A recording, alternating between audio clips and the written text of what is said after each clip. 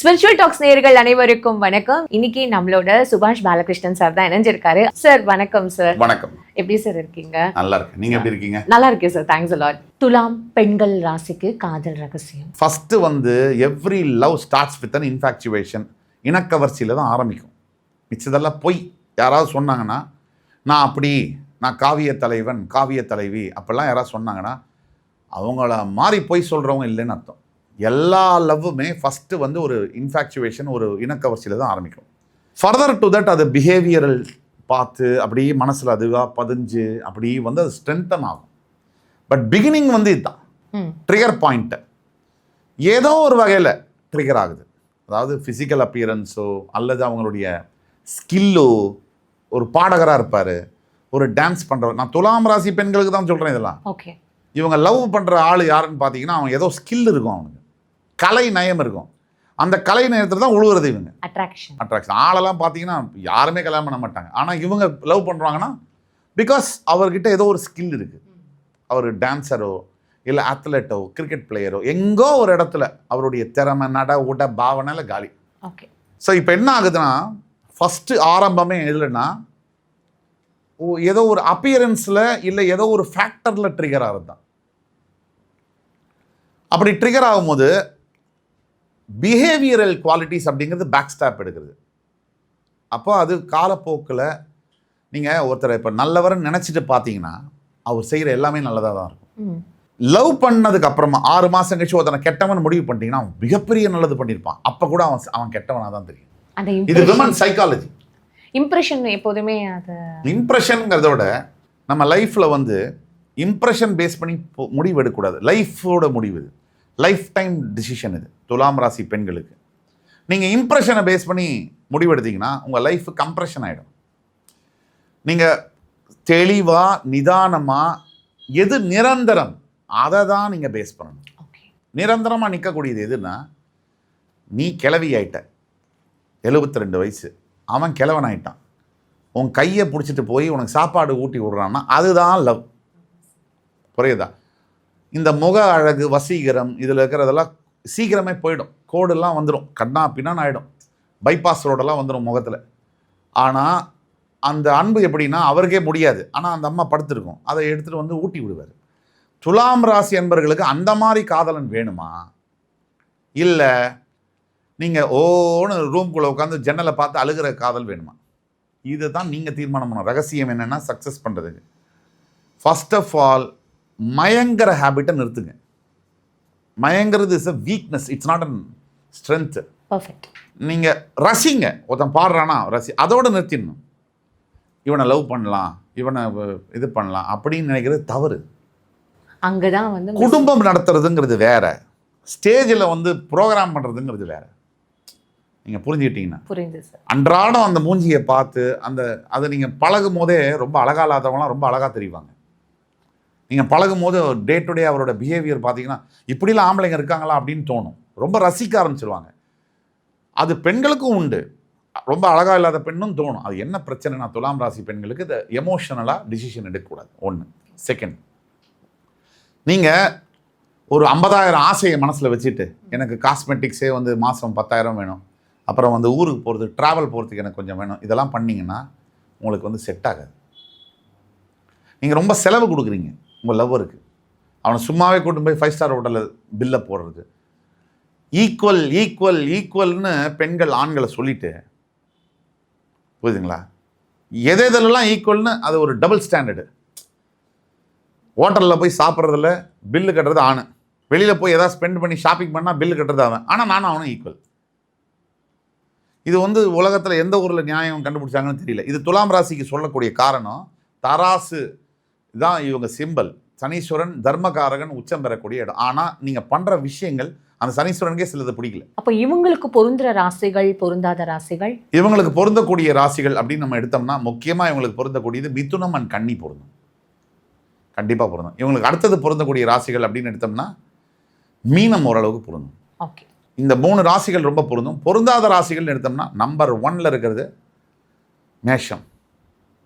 மேஷம் அண்ட் விருச்சிகம் ரெண்டுமே பொருந்தாது துலாமுக்கு. மேஷம் அண்ட் விருச்சிகம் கண்டிப்பாக பொருந்தாது. அது தவிர தனுசு ராசி சுத்தமாக பொருந்தாது. ஓகே. தனுசு ராசி பக்கம் மேஷராசி என்பவர்கள் போயிட்டாங்கன்னா குழியை தோண்டி உள்ள அவங்களே டேபிள் போட்டு மூடிக்கலாம். அந்த அளவுக்கும் அந்த அளவுக்குன்ற சொல்கிறோம் மிகைப்படுத்தி. பட் இருந்தாலும் மேக்ஸிமம் வந்து ஒத்து வராது சார். அப்போ அவங்களுக்கே ஒத்து வராமல் அவங்களே தானே சார் பிரிஞ்சு போவாங்க இயற்கையாக பிரியறதுங்கிறது வேற, சட்டையை கிழிச்சிட்டு பிரியறதுங்கிறது வேற.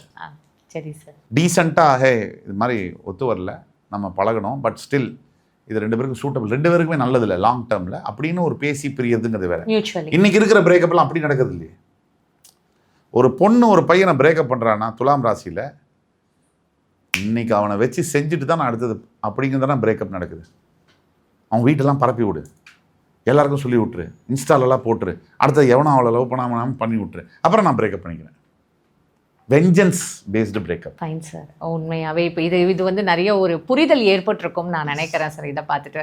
அப்போது இவங்க இப்போது இந்த முக்கியமாக இந்த துலாம் ராசி வந்து அவங்க தராசு அப்படின்லாம் சொல்லும்போது இவங்களோட இந்த ட்ரெஸ்ஸு இல்லை ஃபேவரட் கலர் அந்த மாதிரி ஏதாவது ஒரு விஷயம் இருக்குமா சார்? கண்டிப்பாக black and blue combination, dark blue and black combination இது வந்து ரொம்ப பொருந்தும்.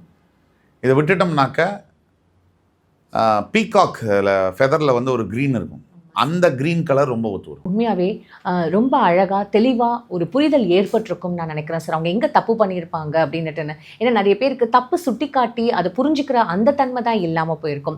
இப்போது வந்து இந்த காலகட்டத்தில் அரேஞ்ச்டு மேரேஜ் அப்படின்றத விட லவ் மேரேஜ் தான் ஜாஸ்தியாக இருக்குது, அதை விட பிரேக்கப் தான் ஜாஸ்தியாக இருக்குது, அதை விட டைவர்ஸ் தான் ஜாஸ்தியாக இருக்குது.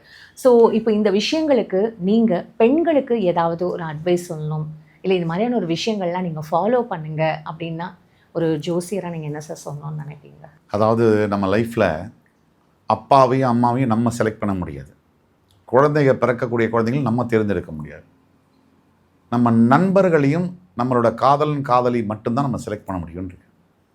இதில் லைஃப் பார்ட்னரை சூஸ் பண்ணக்கூடியது வந்து அதை விட ஒரு பெரிய முடிவு வந்து லைஃப்பில் இருக்கவே முடியாது. ஏன்னா you are going to travel with that person for 40 years 50 years.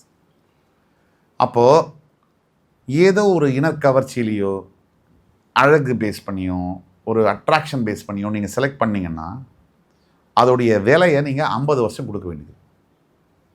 நீங்கள் செய்கிற 5 நிமிஷம் தவறுனால அதோடைய ப்ரைஸ் வந்து அடுத்து வாழக்கூடிய 40லேருந்து 50 வருஷம். அப்படி இல்லை நடுவில் பிரேக்கப் பண்ணி அதுக்கும் ஒரு ப்ரைஸ் உண்டு. என்டையர் லைஃப் இல்லைம்மா, நீங்கள் காதலிச்சு பிரேக் பண்ணாலும் அந்த டிப்ரெஷன் அது ஒரு 6 மாதம். உண்மை சார். இல்லை கல்யாணம் பண்ணிட்டீங்கன்னா அந்த டைவர்ஸு அது விவாகரத்து கோர்ட்டில் போய் நின்றுட்டு ரஜினி சாரோட முதல் நாளைக்கு டிக்கெட் வாங்குற மாதிரி கூட்டத்தில் போய் நின்று அந்த டைவர்ஸ் வாங்கிறதுக்குள்ளேயும் அட்வொகேட்ஸும் போலீஸும் உங்களை காலி பண்ணிடுவாங்க. ஸோ ஜென்ரலைஸ் பண்ணல, நான் எல்லா அட்வொகேட்ஸும் எல்லா போலீஸும் சொல்லலை, குறிப்பிட்ட சில வக்கீல்கள் குறிப்பிட்ட சில காவல்துறை அன்பர்கள் உங்களை காலி பண்ணிடுவாங்க.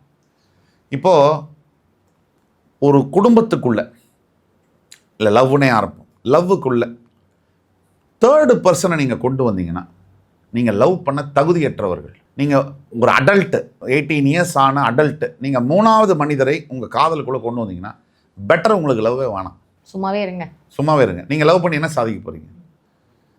எப்போ கொண்டு வரணும், எவ்வளவு கொண்டு வரணும், இந்த கேள்விக்கு ரொம்ப நமக்கு குழப்பமும் முடியாத நிலைமையும் இருக்குது. அப்போ பெற்ற தாய் தந்தையர்கிட்ட கேட்கணும், ஆனால் அதை முடிவாக எடுக்கக்கூடாது. உங்களுடைய சுய முடிவு இருக்கணும். அவங்க சொன்னது முடிவாக இருக்கலாம், இல்லை உங்களுடைய இதுவாக இருக்கலாம். ஆனால் உங்களுடைய நெருக்கமானவங்க இருப்பாங்க லைஃப்பில், பிரதரோ சிஸ்டரோ அப்பாவோ அம்மா, இந்த சைக்கிளுக்கு விட்பட்டு ஃப்ரெண்ட்ஸுக்கிட்ட போய் பெண்கள் வந்து பெண்களுக்கான நிகழ்ச்சிங்கிறதுனால சொல்கிறேன். இன்னைக்கு உள்ள பெண் நண்பர்கள் எப்படி இருக்காங்க? நான் யாரையும் பழி சொல்லலை, அகைன் நெகட்டிவாக பேசுகிறேன்னு நினைக்காதீங்க. லவ் பண்ணாத பெண் ஒரு 5-6 ஃப்ரெண்ட்ஸ் இருக்காங்க, லவ்வே பண்ணாத ஒரு பெண் இருந்தானா அந்த பெண் அங்கே ஃப்ரெண்ட்ஸ் குரூப்பில் இருக்க முடியாது. இந்த 5 பேர் என்ன சொல்லுவாங்க, வேஸ்டடியவ, நமக்கெல்லாம் பாய் ஃப்ரெண்ட்ஸ் இருக்குது, அவளுக்கு ஒன்றுமே இல்லைன்னு அந்த பொண்ணையும் மாற்றி விட்டுறேன். சரி, லவ் பண்ணா அப்படின்னா இந்த ஃப்ரெண்ட்ஸுக்கிட்ட போய் ஒவ்வொரு நாளும் ஒப்பிக்கிறது. ஏன் இன்னைக்கு இது நடந்துச்சு, இன்னைக்கு இது பண்ணேன், இன்னைக்கு இது செஞ்சேன், இதுக்கு பண்ணேன். இதை ஃப்ரெண்ட்ஸுக்கு பதிலாக அப்பா அம்மாட்ட ஒப்பிக்கிறது நல்லது. ஷேரிங்ன்ற மாதிரி ஒரு அது ஷேரிங் கிடையாது. என்ன நடக்குதுன்னா இந்த மற்ற பெண்களுக்குள்ள அறிவு ஞானம் அவங்களுடைய அனுபவத்துக்கு ஏற்ற மாதிரி அட்வைஸ் கொடுப்பாங்க. இப்படி கேள்றி அவன்கிட்ட, இதை சொல்கிறீ அவன்கிட்ட, இதை பண்ணாதரி, நீ பார்க்காத அவனை, நீ பேசாத, இப்படி சொல்லி அந்த லைஃபையே டேமேஜ் பண்ணிடுறாங்க. ஒட்டுமொத்த பெண்களுக்குன்னு சொல்ல மாட்டேன், ஒரு கணிசமான அளவு 75% பெண்களுக்கு ஆண்கள் மேலே நல்ல ஒப்பீனியன் இல்லை. மாறிடுச்சு சார். இல்லை நான் சொல்கிறேன், ஆண்கள் மேலே நல்ல ஒப்பீனியன் இல்லை. அதுக்கு காரணம் உண்மையும் கூட, ஆண்களுடைய நடவடிக்கையும் கூட கடந்த காலத்தில் ஆனால் ஒரு விஷயத்தை நீங்கள் புரிஞ்சுக்கணும், 1950களில் 1950s and 60s and 70s ஆண்கள் ஹஸ்பண்ட்ஸ் எப்படி இருந்தாங்க? ஏய் நில்லு, எழுந்துரு, உக்காரு.